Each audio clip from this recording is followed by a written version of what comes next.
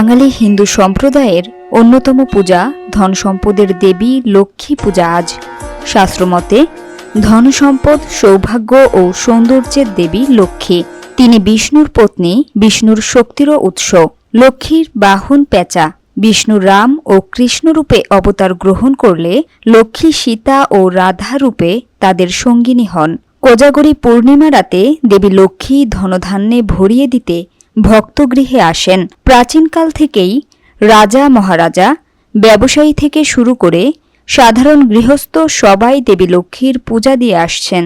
শারদীয় দুর্গোৎসব শেষে প্রথম পূর্ণিমা তিথিতে সনাতন ধর্মাবলম্বীরা এই পূজা করে থাকেন।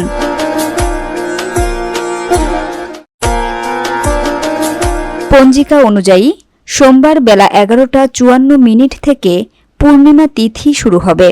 মঙ্গলবার সকাল 10:01:45 এই তিথি শেষ হবে। লক্ষ্মীকে নিয়ে বাংলার জনসমাজে বিভিন্ন জনপ্রিয় গল্প প্রচলিত আছে। এই গল্পগুলো পাঁচালী আকারে লক্ষ্মী পূজার দিন পাঠ করা হয়। একে লক্ষ্মীর পাঁচালী বলা হয়।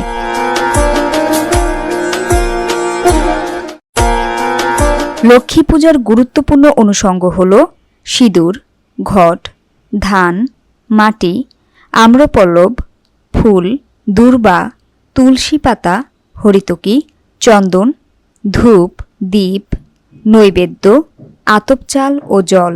লক্ষ্মী পূজায় মঙ্গল ঘট, ধানের ছড়ার সঙ্গে গৃহস্থের আঙিনায় শোভা পায় চালের গুঁড়োর আলপনায় লক্ষ্মীর ছাপ।